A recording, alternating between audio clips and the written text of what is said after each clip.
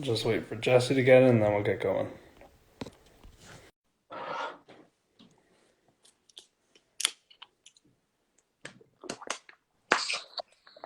Hey, Jesse. How's it going? Good. How are you? Just give me 1 second. Let me set this up. You Okay. good? Yeah, all good. How are you, man? I'm good. I'm just trying to stay busy over this break here. Nice, man. I'm liking the hairstyle. Thank you. I decided to change it up. Tried to do something new. Looks good, man. I'm Thank gonna you. do my best to. I'm gonna pay attention to the comments today because Yeah. last time I had no idea what was going on, and I realized I Yeah. couldn't see them after. So I was gonna add actually in the comments, ask questions for Jesse, just so that if people want to, they can ask questions. And then, yeah, we'll try to pay attention to the comments here and see if you have any questions throughout the. Oh, Sarcast, where are you? yeah, I'm quarantining, man, at home. In lockdown right now. All right. Yeah, let's get right into it. I don't think I really need to give you an introduction. I think everyone on here knows who you are, for the most part. For those of you that don't know, this is Jessy Satti. Jesse's been coaching with the club for how many years now? A while, right? Yeah, well, I mean, playing since 2003, and then coaching since 2014. Yeah, so 2014. quite some time. So I guess we'll just get right into it. Do you want to give us maybe a little update on the club? Like, how's the club doing during the pandemic? What's going on with all the club teams and stuff? Yeah, so I mean, right now we've been in lockdown. It's been almost a month now, but prior to that, we were doing really, really good actually. I know that Peel Region in Toronto, we were kind of stuck in this red zone where we were only allowed to have 10 players per court, but we found a way to give our athletes a lot of practices. We had our teams are going 3 to 4 days a week. We had a really nice setup in the place that we were at. Canland, they have a hockey rink on the other side with sport court. So we were able to rotate players, and we'd have 9 on one court and 3 or 4 kids in the hockey rink, Right. and having them rotate through. So we had a good 7 weeks of practices where every kid got to play 3 or 4 days a week. It kind of sucked that they didn't get to do any gameplay, but I'll be honest, from my coaching perspective and watching all the having an opportunity to watch all the teams, I thought it was great. Like kids got a really good opportunity to focus on technical skills. They would go to the hockey rink and do defense and just on their arm swing and things like that. And then on the court they got to do serving and passing. So I mean, at least with the teams that I was working with, I was telling everyone that this is a fantastic advantage because you get 7 or 8 weeks of really solid technical work, and then when we get to a point where we can start playing games again, it'll all tie in. But unfortunately we didn't get to that gameplay point because we end up in lockdown. But we're being hopeful right now. We're just planning for our return. We're hoping back at the end of January And hopefully some gameplay coming soon, right? Yeah, and I think just talking to all the coaches, they really want it, right? Like they're starting to see the growth of their players, and it's a big part of the growth is gameplay, right? Adapting the serving and passing in a 6-on-6 scrimmage, So we've missed that for a while, but I think our athletes got enough touches in and enough practices where when we come back they'll feel pretty good and they'll start looking really good as well. Right. And this year you're coaching 18U, right? This has been an age group you've coached for the last 4 years. Why? Yeah. What's something you like about the age group? Yeah, I'm coaching a few teams this year, but yeah, the last 4 or 5 years now I've been doing 18U. You know what? It's a tough age group. I like it for a couple of reasons. And, the things I like about it is that, when you get players at 18U, these are athletes that have made a decision to be incredibly focused, and try to pursue volleyball at the next level. So every guy I've had on my teams for the last 4 years, they've come to every practice incredibly focused and they work hard, because they're not there to mess around. They're there to take things really, really seriously. They want to get it. Your team was a great example of that when I had Arjun, Avi, and Saad and those guys, and I had those guys for many, many years where I was like, oh man, these guys are a handful. Right. But when they came to 18U, it was like every practice was incredibly serious. So I think that's what I really like about it. I mean, the hard thing is I think the pressure that comes with it, and you might be able to attest to that as well. I think when you win a couple of years in a row, because it's incredibly hard to win at that age group. So when you do it a few years in a row, there's almost that expectation that every team has to win. And then for me as a coach, it's hard to bring the athletes down and say, hey, listen, it's not, just because you don't win doesn't necessarily mean, You know, Yeah, it doesn't mean that you're but again, it's unsuccessful. hard to break that out of the athlete, because in their mind, they really want to win. You know, they really want to, and they have Yeah. that stress of winning. And I think that's something our team had a little bit last year, right? Was that pressure of going for 3 years in a row, right? Rather than just meddling, right? It was more so about we need to Yeah. win provincials and nationals. Exactly. And again, it's not a bad motive to have. Like I think it's great. I think it's a great motive. Like if you're gonna play volleyball at a high level and you're on a great team and you're a part of a great club, like I really think that should be the motive, you know, and I know people say winning is not everything, and I get that too, but if you're on a team that's very capable, I think that has to be the highest level of achievement, and it has to be something that you focus your season in, right? So that's kind of the tough part, is getting everyone to, you know, believe that, because you know, you had Cheyenne on the other day, Yeah. and she did an amazing job. She was talking about team culture, and you know, and for me, I think that's the most important thing. But how do you make 12 or 13 or 14 guys, you know, believe in that team culture? Right. It's not. It wasn't hard for someone like you, because you've been around since you were, you know, 13U. But how do Some you of the make newer someone guys, that right? been here for 1 year, maybe came from a different club, like how do you make them, you know, believe in this team culture? So I mean, that's definitely challenging. I think I'm in a pretty good situation because I've been in the club since day one. So I don't understand. I can't tell you anything about any other club. You know, Exactly. so all my experiences that I share, they're not lies. They're the truths about everything that, you know, the club is. So I think in my perspective, it's been easier to share that club culture aspect, because it's the only thing that I know, right? Like I remember, like my first year, we didn't have jerseys. We had Right. black T-shirts Yeah, with a you guys have number. black T-shirts. I remember that. It didn't even say Pac-Man on it, you know. Right. And like I remember those days, and it was hilarious. We didn't even have the same shorts. One guy's wearing blue shorts, another guy's wearing red shorts. Like we looked like a pickup basketball team. So it's funny because we, like, that's what my fondest memories are. And now you look at our teams, like we have awesome gear. A And lot of stuff. Yeah. every time I go to the States, you know, we went to California a few years ago. We took you guys to St. Louis last year. Yeah. We always get complimented on our gear, like the On color, our gear, gold yeah. and black, Sweatshirts, everything. you know. And it's funny because I just tell them, like, if you had only seen us, you know, 15 years From the ago, start. where we're wearing, you know, red and blue and green, different color shorts and black T-shirts. It's pretty funny. So with H&E, right, we don't really know if there's going to be tournaments and stuff. What are some goals you maybe look to accomplish with your team? Yeah, again, I don't want to speculate. I know people are probably, sometimes people watch, or they ask us for all the answers and we don't have any, you know, we have to kind of wait to see what happens. But I don't know what's going to happen with tournaments. I'm hearing little things, but in terms of like expectation, and how to keep them motivated, is we've been doing a lot more video sessions in practice, recording serving and passing, recording drills. We've been doing a lot of statting, you know, using the radar gun and charting serves, you know, because I look at it like, let's say there isn't tournaments, which I hope there is, but let's say there isn't. Right. How can we provide the best opportunity and experience for our athletes? You know, I want them to still leave our club, saying that they had an amazing experience. I don't just want COVID to ruin it, you know. Like with you guys, COVID kind of took away the last little portion of your season, but yeah, but we were still able to enjoy that. Yeah, we had a really good one leading up to that. So we're doing just a lot more things that can keep the guys engaged and doing things at home, like, you know, recording practices, giving them tasks to, you know, chart this and, you know, stat that, and you know, it also gives them an opportunity to make some game film and highlight film for themselves, because Right. coaches aren't able to recruit this year for university. So we're just trying to provide them as much opportunity, you know, as we can, to give them the best season if there is no, you know, if there's no return. And I was going to ask you about recruitment for this year, but before we get to that, the last 3 years, you've, like, 18 new teams from the club have had a lot of people recruited to universities, right? Obviously, some of the girls teams, right, go to the U.S., and then a lot of the guys players are staying in Canada, right? How's recruitment been over like the last couple of years? Yeah, like we've had some awesome recruits in the last couple of years. Like we've had so many, but some are obviously a little bit more high pro. I don't want to take away from any kid that's, you know, most of our kids stay in Ontario, which is amazing. Like I'm a big fan of staying in Ontario. I think there's some really good schools and programs and education, and I think there's some good volleyball programs out there in Ontario. But we've had some high profile ones, man. Like, you know, Cole Ketrazinski going to UCLA, that was a big one for the club. You know, Azim on my 18U team this year just went to Harvard. Like that's massive, right? Like that's huge. So there are definitely, you know, and on the girls' side, we had Kaylee go to Hawaii, you know, and Ava in California, and you know, we've had a lot of really high profile recruits, but for the most part, a lot of our kids end up going places, and I think the beauty is that when they go to these places, they end up contributing as well, which is what we're really happy about.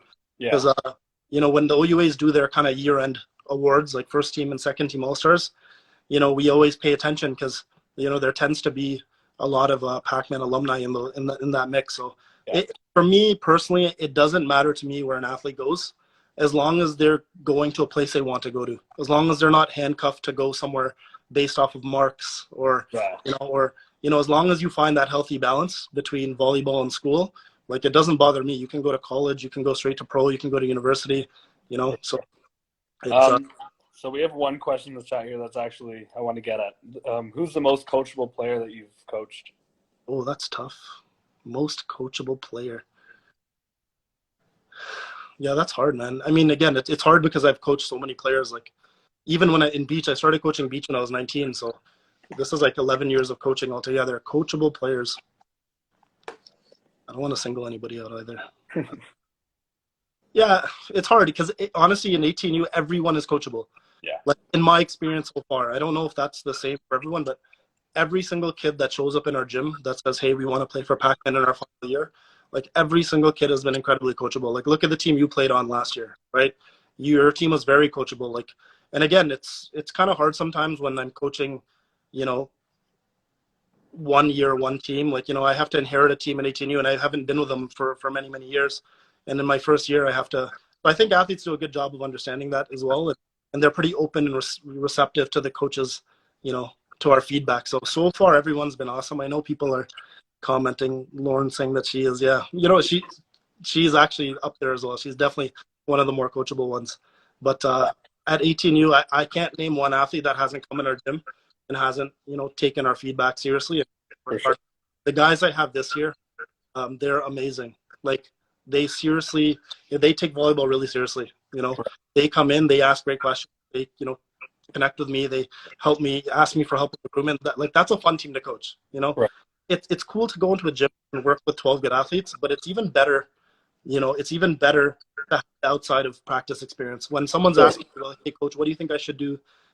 What school do you think is better?" And again, I try to be very mindful of the advice I give. Right. But I like the fact that many athletes over the years have been able to connect outside of practice and just being able to help them with, things outside of volleyball. Right. And you just touched on that you only have teams for 1 year, right? Yeah. In that 1 year, how do you get those players to buy into your system?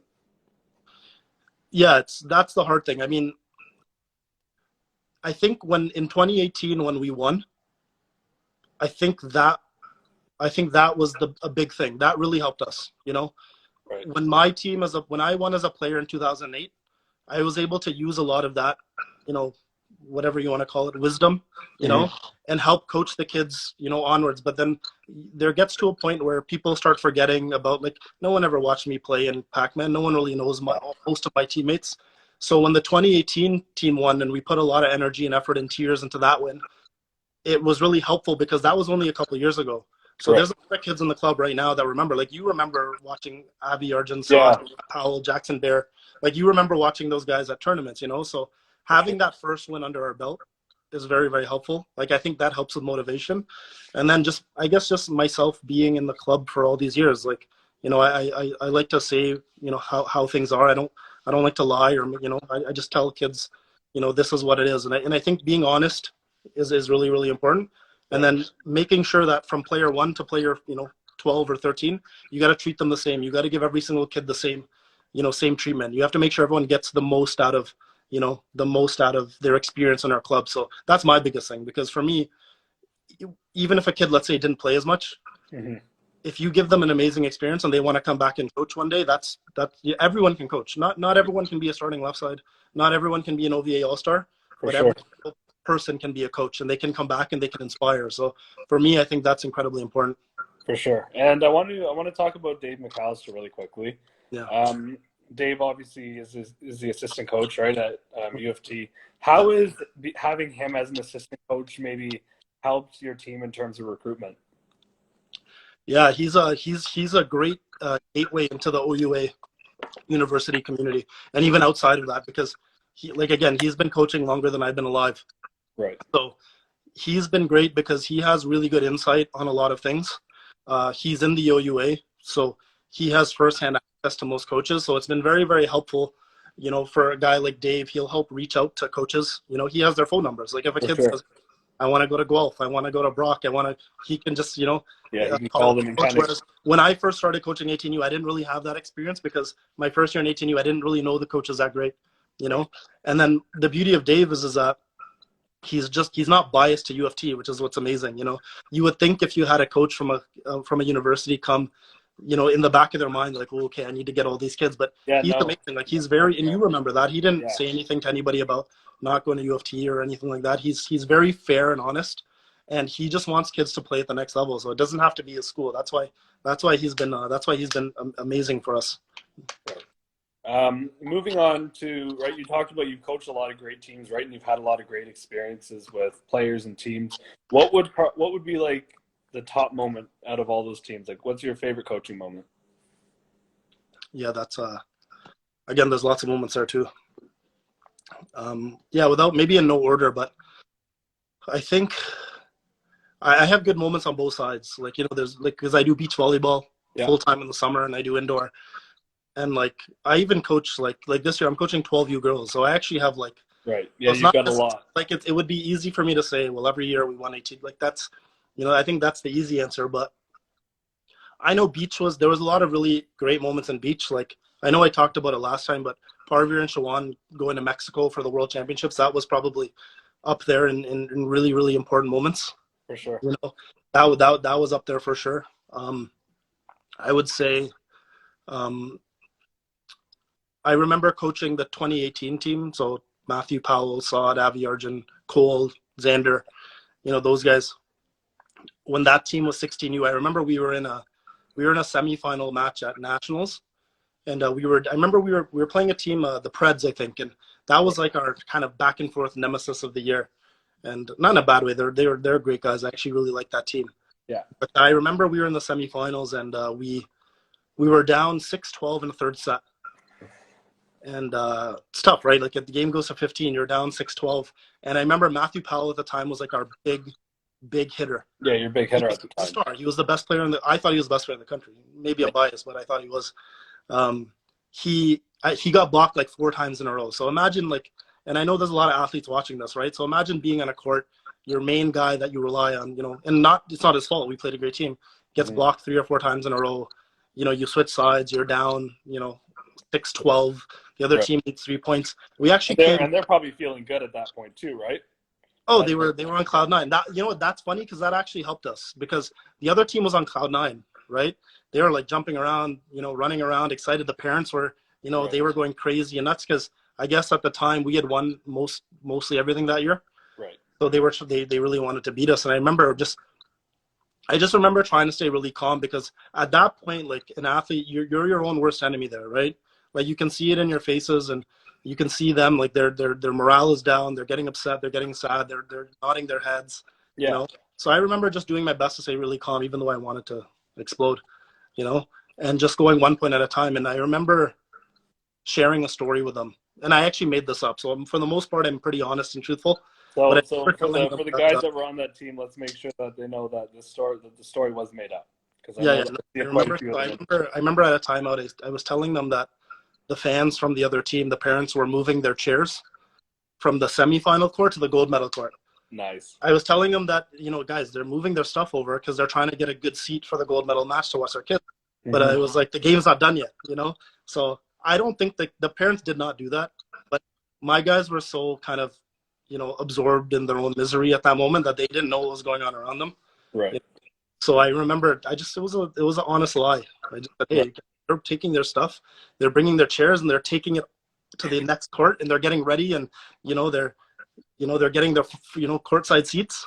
And I think once the guy, and I said, hey, this would be a great moment for us to, kind of make them feel dumb for doing that. Like, you never want to count your blessings too early. You always want to, that's something we preached all year. So sure enough, like we're down 6-12 and, 7-12 and 8-12, 9-12. And I remember the other team called a timeout when we were up like 13-12. Right. We had got like 7 or 8 points in a row, and we had tied it. And then it dragged on. Like I think we won 24-22. Right. Yeah. Okay. That was nerve wracking. But I remember it was like this funny little simple lie. But I knew my guys enough at that point where they get fired up with stuff like that, So Right. I think that was an important moment. And that was just big because it was a combination of a lot of things, There's, down by so much, using a little small, like you can find anything to motivate an athlete and they can latch onto it and be successful. And again, within parameters and as long as it's healthy and you're not, tearing down a player, like it's important that, you're honest with them. for sure. One question I see here is, what's something you've learned from coaching girls teams? Yeah, by the way, I feel so bad that I always talk about guys teams, but I actually have quite a bit of experience coaching girls teams. I actually coach a 12U girls team as well that I really, really love coaching. So I know I get stuck in this realm of boys volleyball, but for the record, I want to point out to everybody that I do really like coaching girls volleyball. And I actually was able to help. I was Kadeem's assistant coach from 16U to 18U when he had Kaylee and Ava and Lauren and Andrea. So yeah, you know what I learned with the girls is that, first of all, I think I might even like coaching girls more because I find that girls are very, they don't come to practice and they don't waste time at practice. Yeah. Like they come and they work hard and they listen and then they go home and then they go to sleep and then, whereas guys are a little bit like, guys want to come to practice and mess around and kick balls. And yeah, sometimes warm up, right? Guys want to like kid each other, like makes no sense. So guys, I have to dedicate X amount of energy every practice to like keeping guys in check from fooling around. Right. Whereas girls are incredible because you call them in and they run in, and then you're explaining a drill and they're staring at you and they're listening, and then they actually go and do that drill. So, I mean, they taught me a lot about, how to run an efficient practice because they listen. Like with guys, I'm like hoarding them around and making sure they're in the right spot and getting them to focus, where girls are very quick to going in their spot. So I've always enjoyed coaching girls. I coach 12U girls. A part of the reason is because 18U is so demanding sometimes, so I need like that, breath of fresh air. Yeah. But that was a good question, and yeah, I enjoy coaching girls a lot. I've never been able to coach girls in beach, which is something I've always wanted to do. I think it's a different game than the guys, but maybe in the future one day I'll get a chance to do that. But no, coaching girls indoor at a high level is really, really, it's fun and it's intense, and there's more defense, and I appreciate that. Like I'm a block defense kind of guy. Like I've been fortunate to coach guys like Xander and Matt Powell and Jackson. Yeah, who can bury a ball. Yeah, and I love all that. Don't get me wrong, that stuff's exciting. I think that's why people gravitate towards volleyball. But I really like the defensive side and the tactical side, and I found with the girls I got a lot of that. We were able to have like really like great in-depth strategies and tactics and implement them, and they would work to it. They would work flawlessly. So I really, really enjoyed that part of girls volleyball. They taught me a lot about strategizing and tactics. For sure. And moving back to the HNU side, right? Mm-hmm. Going back to this being your fourth year, what's one thing that you've maybe learned from each of your 4 teams?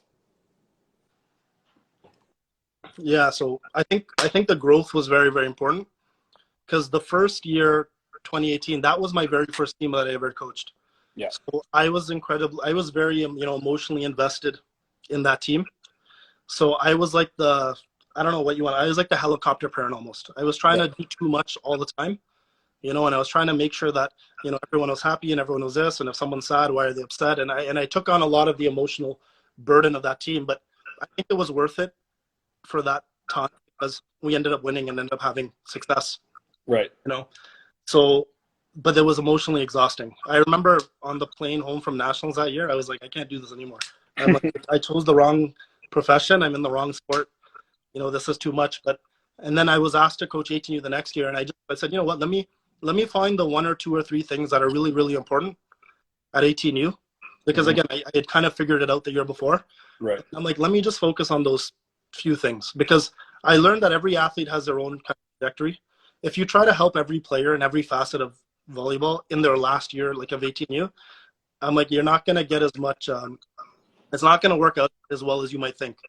Sometimes it is true you can do a little bit too much. So I found that I'm like, let me give every guy exactly what they need. Let me find the 1 or 2 things about their technique. Let me find the 1 or 2 things about our practice structure that we really need to focus on. And like, let's just remember with that second year with Peter and Jack and Cole, Trent, Nick, we really focused on block defense and running the middle, middles in transition, getting the middle setter connection really well. And that worked out awesome for us. And it was it wasn't as stressful of a year for me, Right. Yeah. Whereas you're worrying about 1,000 different things.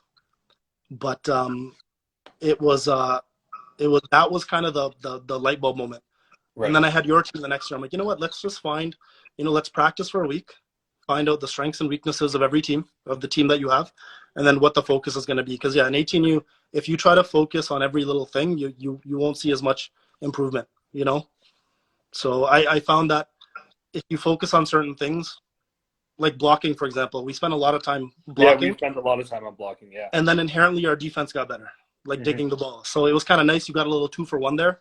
So sure. that's something that helped me over time. And then just all my experiences working with other coaches. We've had lots of I've had a lot of help. I didn't get here by myself. I had a lot of help from Dave and Ed and Franco and all of our Alex Ketrazinski, like all these guys, Dustin. The list goes on. So I don't like to forget people's names, but a lot of people really helped me. When I was learning how to coach. So I feel like I have a couple little tricks now, I guess you could say, that I like to focus on. And again, as long as you cater it to each team, I think you can be, pretty successful for the most part, and at least give the kids a great experience. Right.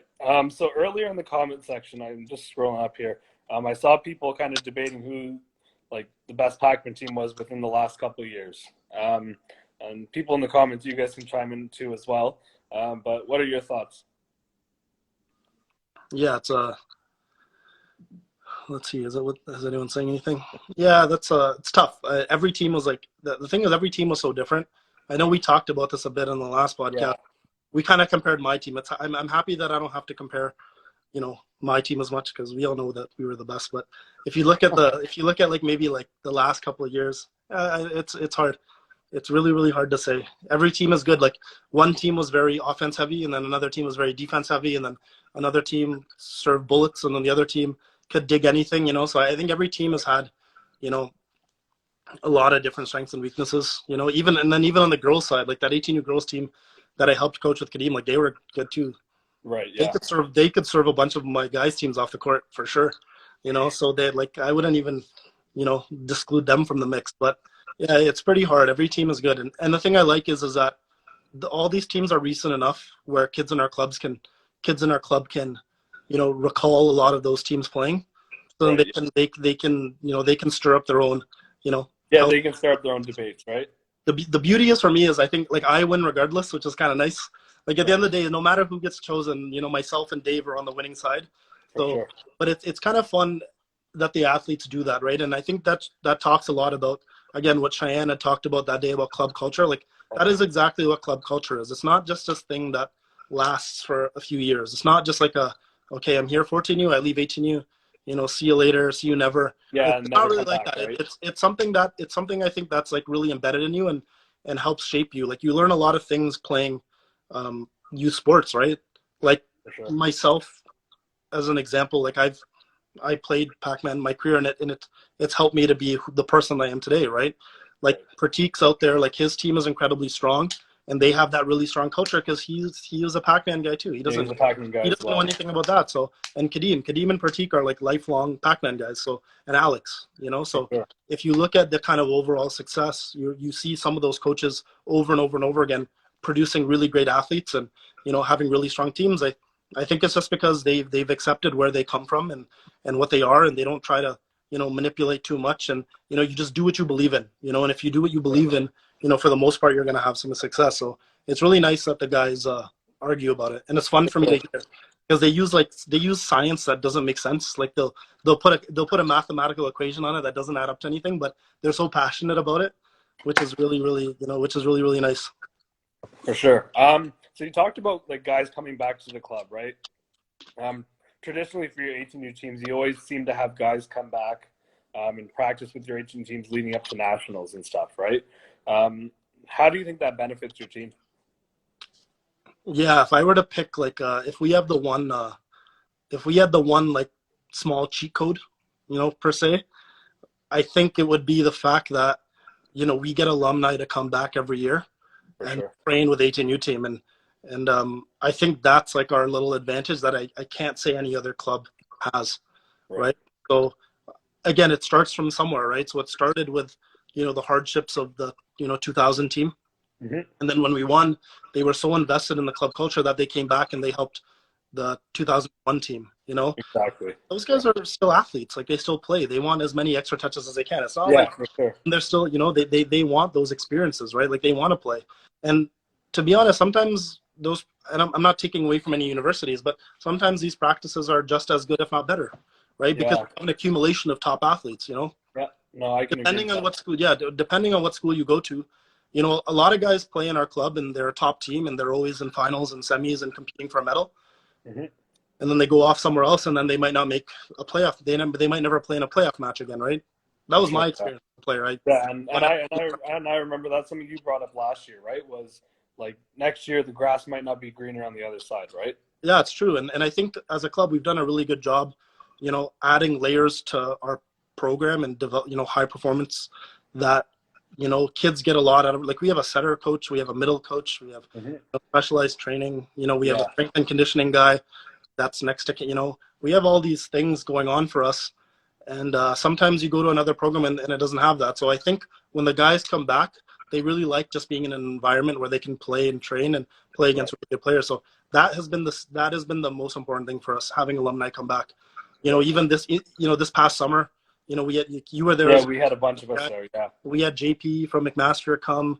You know, we have Arjun and Avi. Those guys are always willing to come. Saad, Matthew Powell comes back.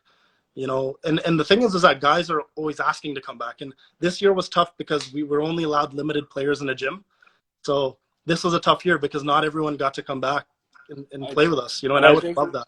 I think speaking to that for myself specifically, right? I think one thing you look forward to when you finish HNU is coming back to the club and helping out the HNU team the year after, right?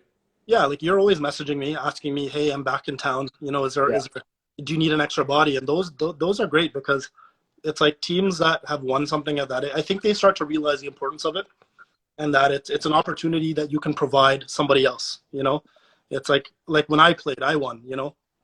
My team was a little unconventional, so Mm-hmm. I went a different route with the team that I had, but what it had done for me, it's like I just want someone to have the opportunity for that to happen to them. For And sure. I might never. People go off and do different things and, you know, different paths in life, but, you know, I think there's something important about youth sports and winning something really important at a youth sport level, and, you know, teaching kids and, you know, teaching them really valuable lessons. So the best thing is when the guys come back. I think that's the best, and I think we're going to have that now that we have Sure. 4 years of 18U under the belt. You know, with myself coaching, I think those guys are always willing to come back. And again, there's always going to be space, you know, outside of this weird COVID world that we live in. You know, for guys that are watching this, there'll always be an opportunity for you to come back and play with us. You know, I will never say no to anyone. If you came into our club and you played for us and you won us something, and even if you didn't win us anything, if you played for us, you're always welcome in our gym. The door is always open. So For sure. anyone that's maybe never asked or has never come back and played, the answer will always be yes. Yeah. I want to talk about your team this year a little bit. I just wanted to ask you, how's that going? We didn't really touch on that. Yeah, I'm really fond of, I really like this team. I really do. You know, from the very first practice, just the way the guys have bought in early on. And we have a lot of guys that have been here from the beginning, you know, but just the way the guys have bought in, you know, it's funny. A lot of guys in the team have followed, you know, the past teams. Yeah. So they're like, they come in with all this knowledge, like they know exactly what's going on. Sometimes they know more than me. You know, they watch game film and they've seen, like, you know, the past HNU finals and the provincial finals.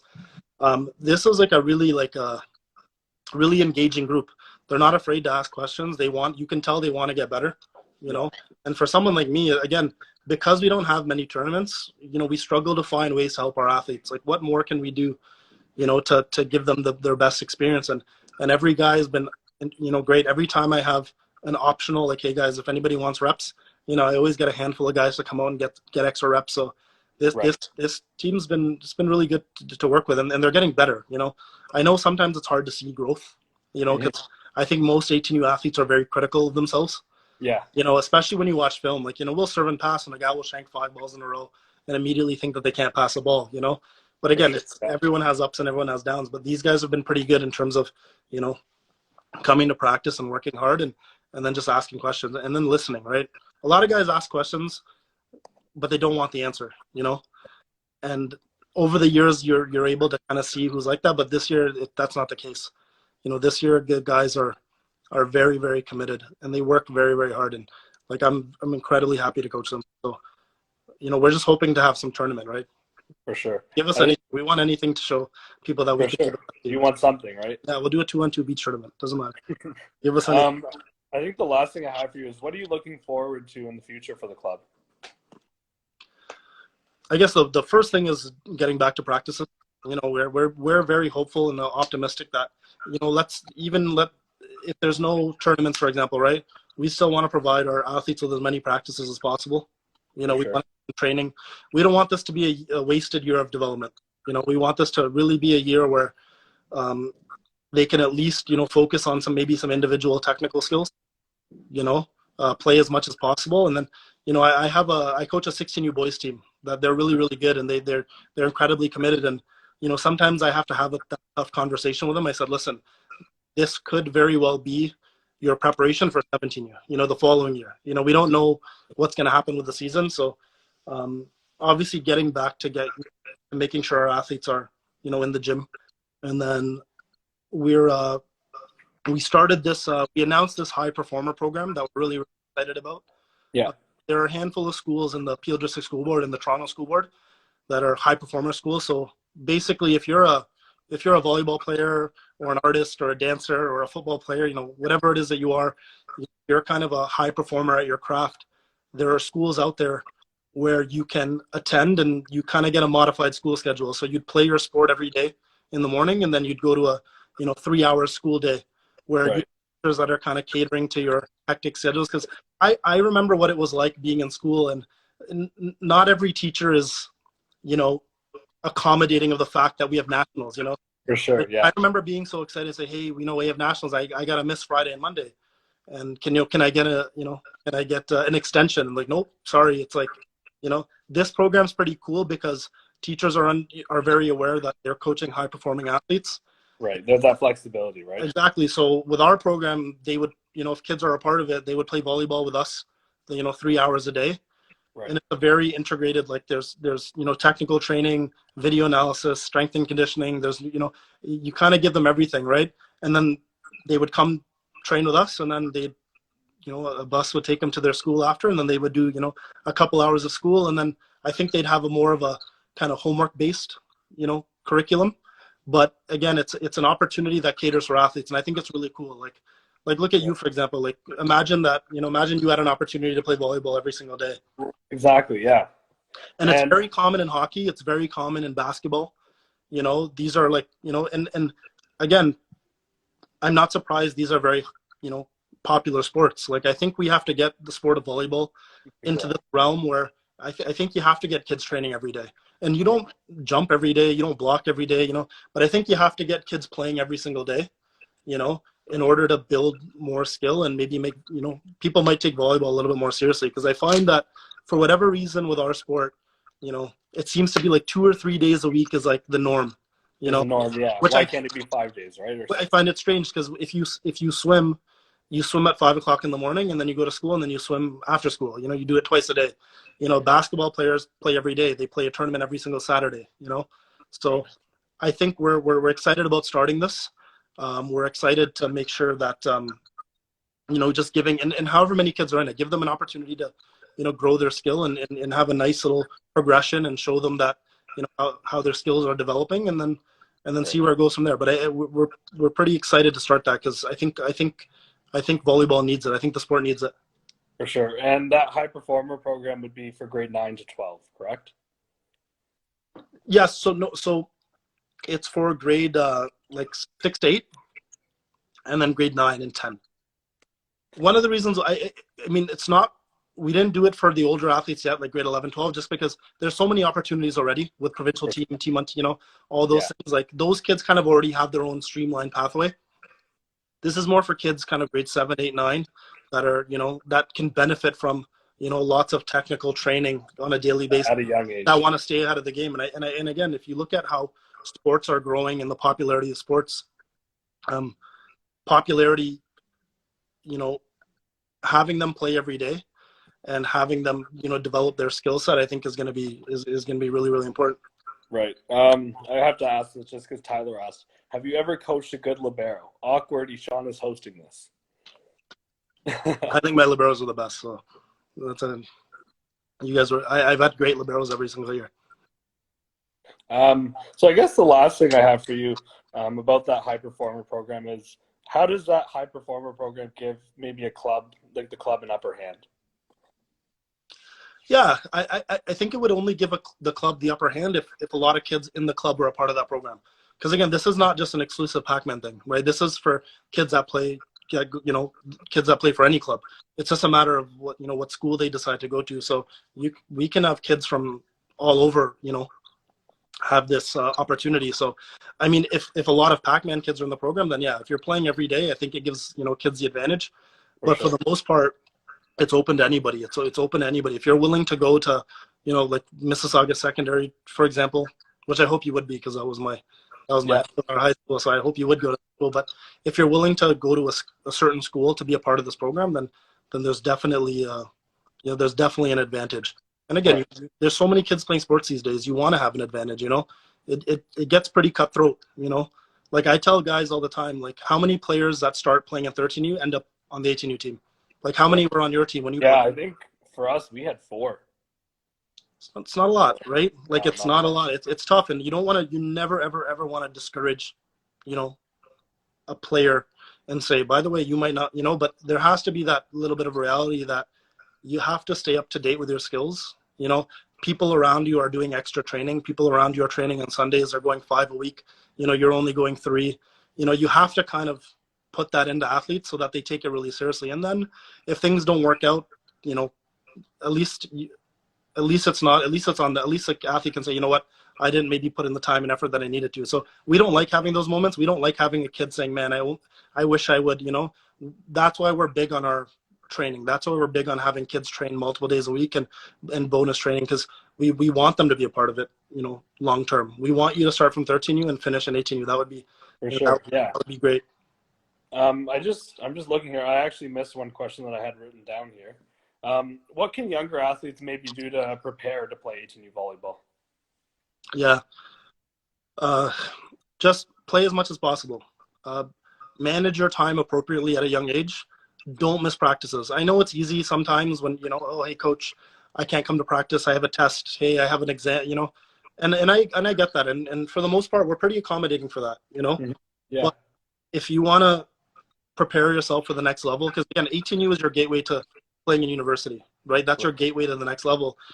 You don't get a lot of that leeway, Like, I don't think you get to tell your university coach, Ishan, like, hey, I have a test, sorry, I can't, Yeah. No the chance. expectation is that you have to balance it. So if you're a younger athlete and you want to make sure that you have a spot in 18U and just prepare yourself, just make sure the person next to you, isn't doing anything more than you're doing. Like, try to stay up, stay up to speed, Right. invest in a bit of strength and conditioning, especially when you're in high school. It's a good opportunity for you to start doing some strength and conditioning stuff on the side. For sure. Yeah. Body, invest in your mental health, stay on top of school. Like success in school and success in volleyball has a direct correlation. you Yeah. know I see a lot of athletes that quit saying, hey, I want to focus on school, I don't want to play volleyball anymore, I can't. And it's really some simple time management and some simple, that can actually help keep kids in the sport longer. Like, I hate when a kid has to quit a sport for school, because Cool. Yeah. we've had players that are like 99 average students. Like, Yeah. I have a guy on my team going to Harvard. you Yeah. know Exactly. he's balancing fine. He's gonna play, and his team's gonna play volleyball in Harvard too. Yeah. So he's gonna be in a really demanding school playing volleyball, and because people can do it. I think more athletes need to know that it's possible if you just invest in some time management skills. Right. Yeah. Just staying on top of school. I think that's the best way to be prepared. For sure. I think that's all I've got for you. Thank you for coming on. Thanks for having me again, man. That was awesome. That was good. You're a great interviewer, Ishan. So I appreciate it, Thank you. and I appreciate the comments from everybody and the questions. Those are all really good questions. I did my best to read them this time. Yeah. Perfect. Yeah, I'm sure we'll talk soon. For sure, man. Thank you again. Yeah. Thanks. Take care, guys. All right, guys. Stay tuned on the Pac-Man Instagram for the next announcement for who's on next on Pac Chat.